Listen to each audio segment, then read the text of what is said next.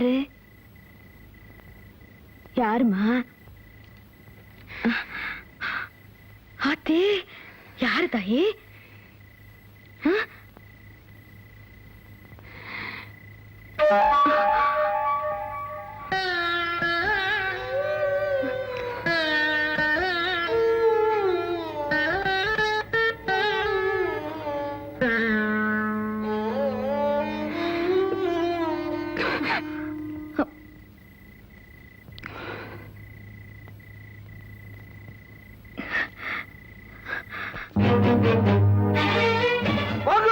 எல்லாரும் ஓடி வாங்க, ஊரே பத்தி தெரியாது. வைதேகி காலடி எடுத்து வச்ச பச்சப்படுத்த பத்தி தெரியாது. சத்தவ திரும்பி வந்தா ஊரை கர்மா விடாதுன்னு சொன்னேன், நம்ப மாட்டேங்க. அந்த பாருங்க, வடக்கு தெரு பத்தி தெரியாது, தெற்கு தெரு பத்தி தெரியாது, கிழக்கு தெரு பத்தி தெரியாது. இந்த பாலத்தவரை கேட்கறதுக்கு யாரும் இல்லையாங்கிறேன்.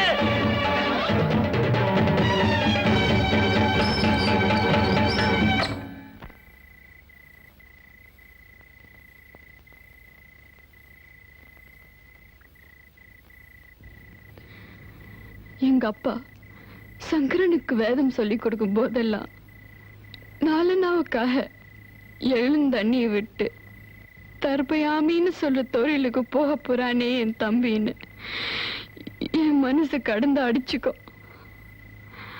அவனை BA MAன்னு நன்னா படிக்க வச்சு உத்தியோகத்தை அனுப்பணும்னு ஆசைப்பட்ட. என் தம்பி படிக்கணும்னு ஆசைப்பட்டதுனாலேயோ என்னமோ நன்னா படிச்சு உங்க பிள்ளைகிட்ட மனசு பறி கொடுத்துட்ட. இப்ப எனக்குன்னு இருக்கிறது என் தம்பி ஒருத்தன்தான்.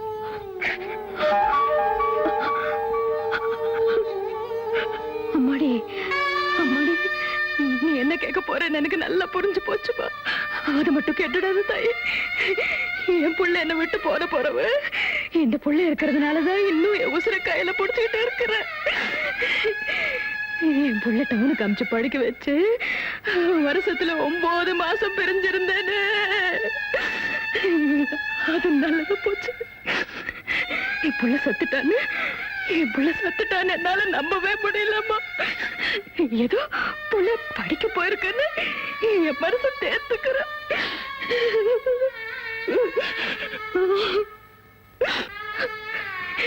என் புள்ள செத்துட்டான்னு என் மனசை வைக்கும் போதெல்லாம் இந்த புள்ளைய நினைச்சுதாமா என் மனசை தேர்த்துக்கிறேன். எந்த ஆசாரமும் சாதியும் உன்னையும் என் புள்ளையும் பிரிச்சதோ அந்த ஆசாரமும் சாதியும் சொல்லி இந்த புள்ளையும் பிரிச்சிடாத தாயே.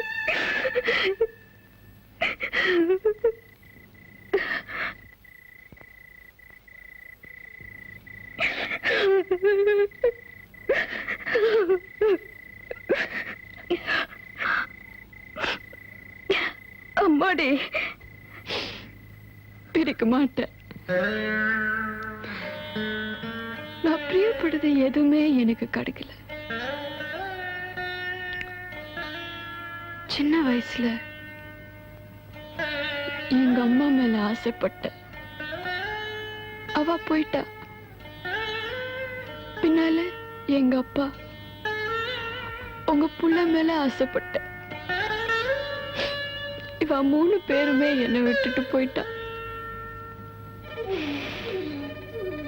ஒருவேளை நான் ஆசைப்படுற என் தம்பி சங்கரனும்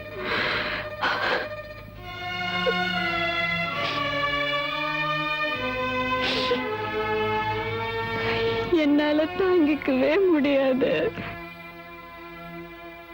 எனக்காக ஒரே ஒரு சத்தியம் மட்டும் பண்ணி கொடுங்க.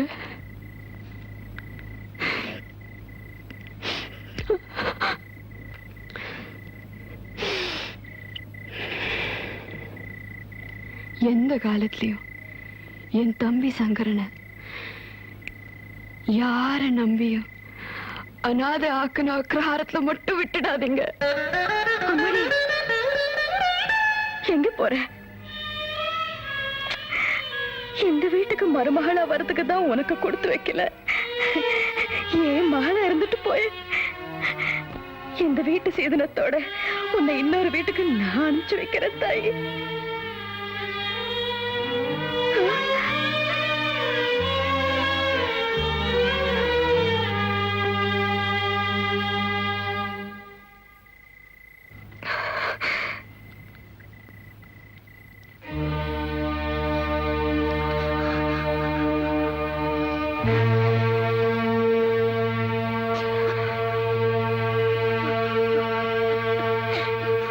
சங்கரா,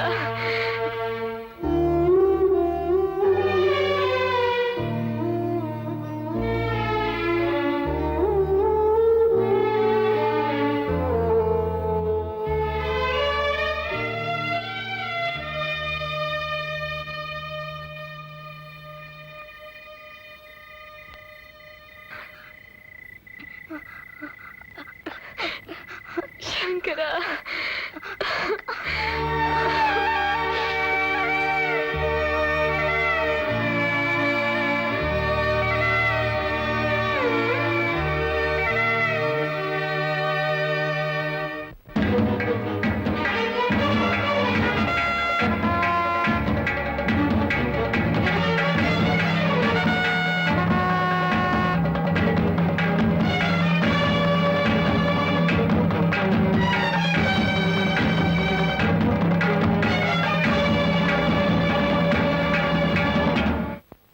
பத்துன்னு தெரிஞ்சது, நாளைக்கு வயலும் பத்துன்னு தெரியும். அந்த ஒரு பொண்ணால என்ன வெள்ளம் நடக்கிறது பார்த்தல.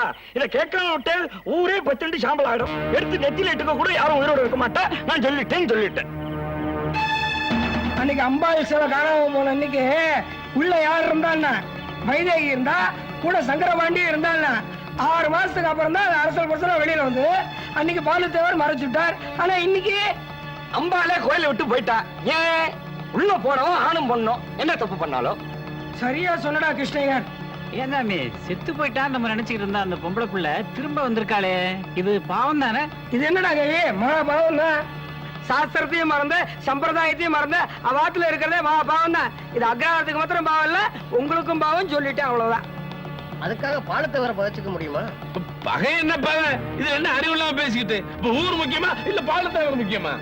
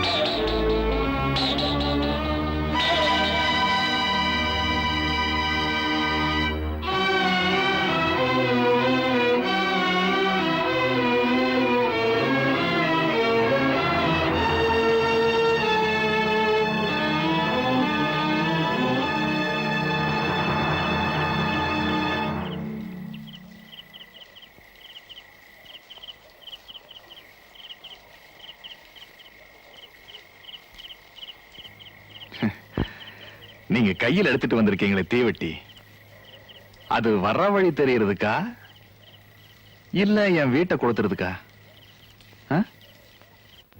இப்ப எதுக்குப்பா தயக்கம்? சாதிசனம் பார்க்காம சாமி இல்ல பூதம் இல்லன்னு சகட்டு மேனிக்கு பேசுனீங்க. அதனால சாமி குத்தத்தை ஊரையில தவிச்சுக்கிட்டு இருக்கு.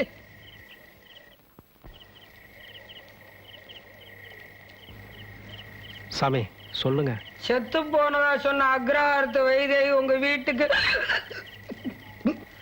என்ன பேசுறதுன்னு வீட்லயே யோசிச்சுட்டு வந்திருந்தீர்னா உமக்கு இந்த மாதிரி விக்காது கோபாலையர. ரொம்ப சிரமப்பட வேண்டாம், நானே சொல்றேன். நீங்க எல்லாம் தோஷம்னு நினைக்கிற என் மக வைதேகி இந்த வீட்டில் தான் இருக்கா.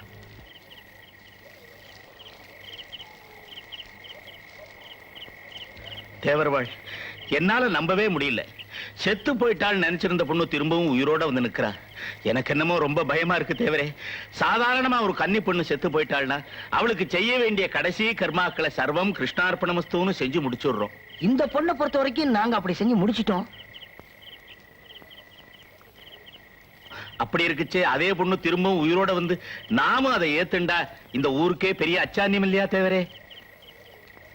அதனாலதான் சாமி குத்த வந்து ஊரே அங்கங்க பத்தி எரிஞ்சுக்கிட்டு இருக்கு. ஊர்ல சாமிக்கு சாட்டு கட்டி இருக்கு. சாட்டு கட்டி இருக்கிறப்போ ஊர்ல இருந்து யாரும் வெளியே போக கூடாது, வெளியில இருந்து யாரும் உள்ள வரக்கூடாதுங்கிறது உங்களுக்கு தெரியாத விஷயம் இல்ல. பங்காளி, உங்களுக்கு வேணும்னா சாமி நம்பிக்கை இல்லாம இருக்கலாம்.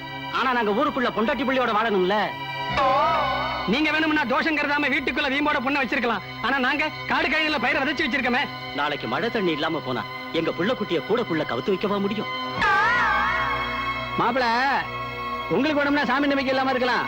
என் தங்கச்சி உங்களுக்கு கொடுத்துருக்கோம்ல, அது பொழப்பு நல்லா இருக்கணும்ல. இது என்ன புறம்போக்கு சொத்தா வந்தது போனதெல்லாம் எடுத்துட்டு போறதுக்கு? இவ்வளவு நாளா நீங்க சொல்றதை நாங்க கேட்டுக்கிட்டு இருந்தோம். இப்ப நாங்க சொல்றதை நீங்க கேட்டுதான் ஆகணும். அந்த பொண்ணும் பிள்ளைய ஊரை விட்டு போகணுங்க. எங்களுக்கு வேண்டியது அதாங்க.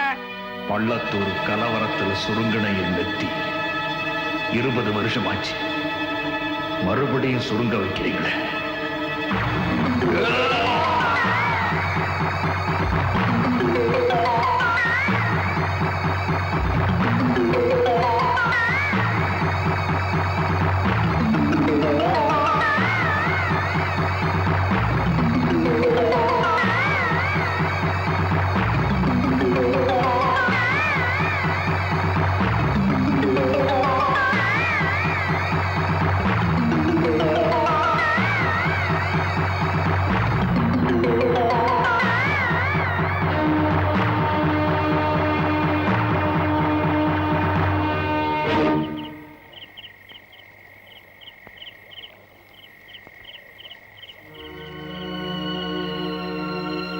நான் மட்டும் பழைய ஆளா இருந்திருந்தா வெட்டருவா வெல்கம் போட தான் நின்று இருந்திருப்பேன்.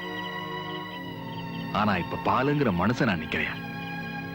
வீட்டுல மூல முடுக்கல இருந்த வெட்டருவா வேல்கம்பு குத்திட்டி எல்லாத்தையும் தாமரவரணிக்கு தாரவாத்துட்டேன். சாட்டுக்கட்ட மீறி ஊருக்குள்ள ஒரு பொண்ணு வந்திருக்கு. தெற்கு தெரு வடக்கு தெருன்னு பத்தி எரிஞ்சுக்கிட்டு இருக்கு. இப்படியே விட்டா சாஸ்திரி சொன்னது மாதிரி அம்மங்குத்தத்துக்கு ஆளாகி ஊரே காலியாகி சாம்பலாக வேண்டியதா?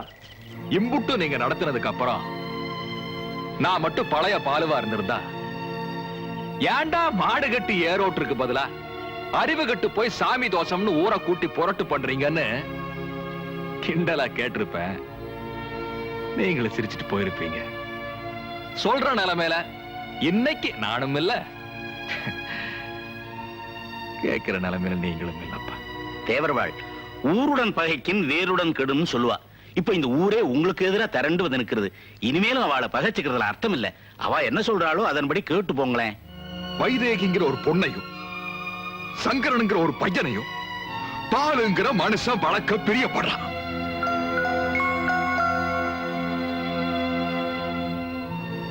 அதுக்கு பொறையோடி போன புத்துநோய் மாதிரி சாதியும் மூட நம்பிக்கையும் இவ்வளவு முட்டுக்கட்டையா இருக்கும் நான் நினைக்கல. அடைக்கலமா வந்து சேர்ந்திருக்கிற இந்த பொண்ணும் புள்ளையும் என்னோட குழந்தைங்க. அதுங்க இந்த ஊரை விட்டு போகணும்னா அது நான் உயிரோடு இருக்கிற வரையில் நடக்காது.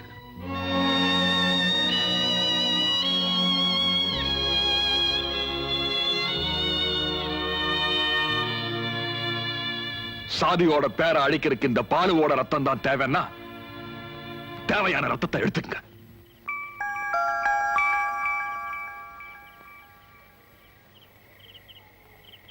மச்சான் உங்களையா ஊர் எதுக்குது? அந்த பொட்ட பிள்ளையையும் அந்த பையனையும் தானே ஊர் எதுக்குது? ஊரை விட்டு அனுப்பிச்சிட வேண்டியதானே? என்னங்க மாமன் மச்சான் உறவு முறை? வந்த சோழி என்ன? ஊரு பொது விஷயம். அந்த பொண்ணாலையும் பையனாலையும் ஊருக்கு ஒரு ஆபத்து வருதுன்னா அது ரெண்டையும் கழுத்தை பிடிச்சு ஊரை விட்டு வெளியேற்றிட்டு தான் மறுவேலை பார்க்கணும். என்ன யோசனை? வாங்கியா போலாம்.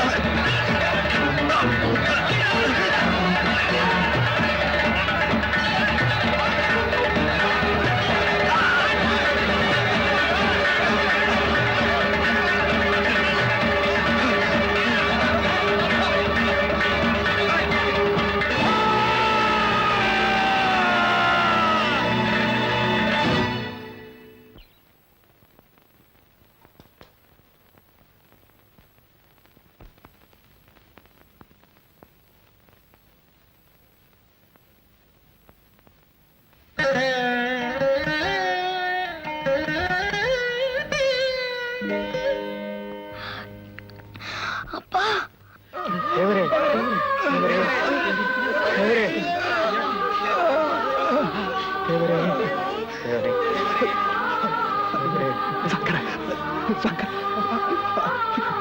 பாவி மக்கா, உங்க வீட்டு பொட்ட புள்ளங்கள்லாம் கல்யாணம் பண்ணி போகும்போது பொட்டையும் தாலியும் நிலைச்சு நிக்கணும்னு சீரெல்லாம் கொடுத்து அனுப்புவாரே என் புருஷன். என் தாலியும் பொட்டையும் பறிச்சுட்டீங்களப்போ.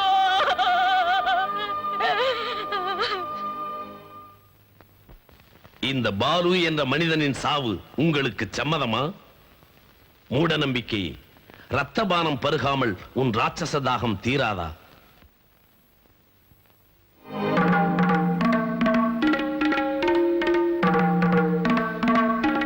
சராசரி மனிதன் மரணத்தில் மரித்து போகிறான். தத்துவவாதியோ மரணத்தில் தான் பிறக்கிறான். இது அஸ்தமனம் அல்ல, இன்னொரு விடியலுக்கான அஸ்திவாரம். ஒவ்வொரு சமூக மாற்றத்தின் வேர்களிலும் ஒரு சீர்திருத்தக்காரனின் ரத்தம் சிந்தப்பட்டே இருக்கிறது.